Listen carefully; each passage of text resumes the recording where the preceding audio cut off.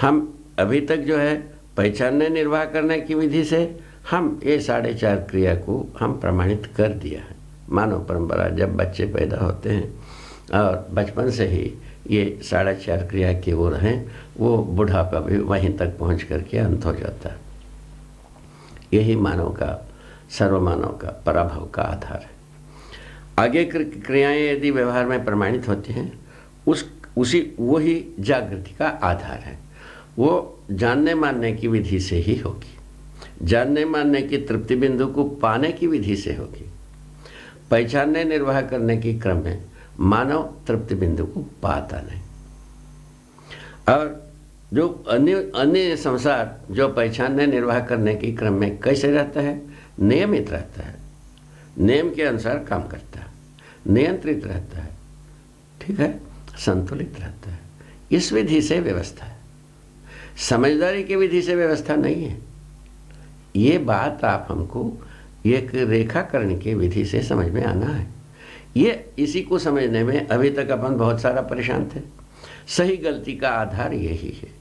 तो हम समझ गए हैं, जान लिया है, मान लिया है, तृप्ति बिंदु पा गया है, तभी हम जो अतृप्त मने पूर्णतः हम प्रमाणित 10 क्रियाओं का प्रमाणित करने योग्य हो पाते हैं, अन्यथा हम हो ही नहीं पाते हैं। इसको ऐतिहासिक विधि से भी शोध किया जा सकता है। ये रुका हुआ यही है। ये एक बहुत ही मार्मिक बिंदु है।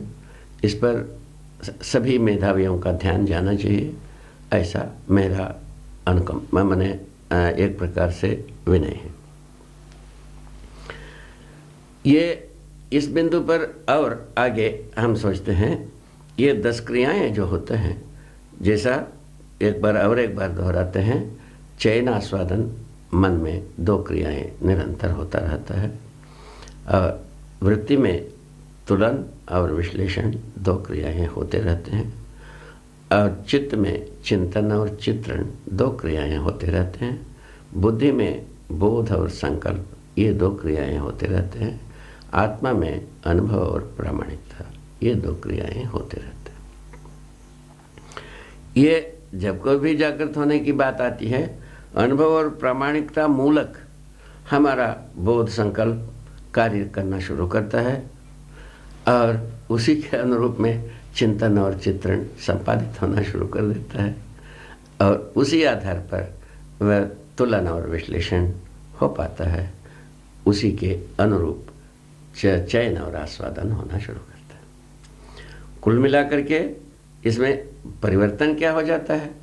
अब हम संवेदनशीलता को वो बहुत सर्वोपरि मूल्यवान मान करके हर विचार, हर योजनाओं को तैयार करते हैं। उसके स्थान पर मूल्य और मूल्यांकन ही आता है, और संवेदनशीलता के साथ साथ भय और प्रलोभन ही जो जुड़ा रहता है, वो मूल्य और मूल्यांकन के साथ विलय को प्राप्त करता है।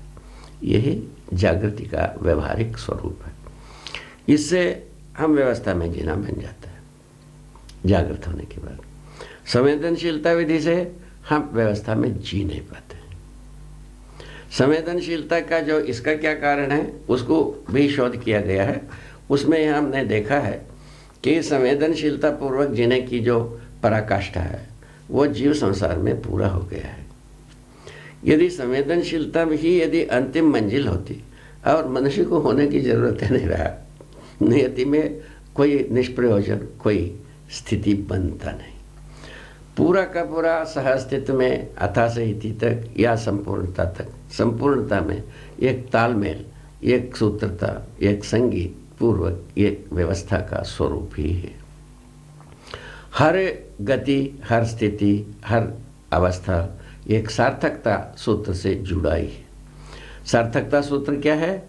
व्यवस्था में होना, व्यवस्था के रूप में ही होना, और समग्र व्यवस्था में भागीदारी करना। ये मूल मुद्दा है।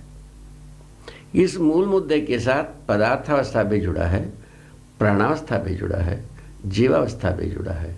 ज्ञानावस्था जुड़ने के लिए भी अपने को शोध और अनुसंधान करना शेष है। बात इतनी ही। जबकि हम मानव ये मान के चलते हैं सबसे ज़्यादा हम कहीं हो गए हैं, और सबके ऊपर राज करेंगे, सबके ऊपर अधिकार करेंगे, प्रकृति पर हम अधिकार करेंगे, शासन करेंगे। ये सबसे एक्चुअली की बात सुनने में आती रही है। ये हविसों की बात से जो परिणाम हुआ आपको भी पता है, हमें भी पता है, इसमें आप हम सब विद हैं। तो अब रह गया उसी को लेके चलना है या परिवर्तन चाहते हैं, यही दावे की बात है। परिवर्तन चाहते हैं तो यह प्रस्ताव एक है, इसको ये आग्रह कुछ भी नहीं है, एक प्रस्ताव है। इसको आप हम सब शोध कर मैंने जांच सकते हैं, यदि इससे हमको राहत मिल सकता है, इसको अपना सकते हैं, सुखी हो सकते हैं। उसका इतने ये मेरा दावा यही है, मेरा सत्यापन यही है, मैं इस विधि से सुखी हुआ। यहाँ तक तो मैं कहूँगा ही, मेरे अधिकार की बात है ये मैं सुखी हुआ, मैं समाधानित हुआ, मैं अपने में स्वायत्त हुआ, मैं अपने में मैंने समृद्धि का अनुभव करने योग्य हुआ। ये हमारा सुख का स्रोत बना, इतनी ही बात। इसी प्रकार से हर व्यक्ति हो सकता है, ये मेरा कुल मिलाकर के परिकल्पना है या प्रस्ताव है।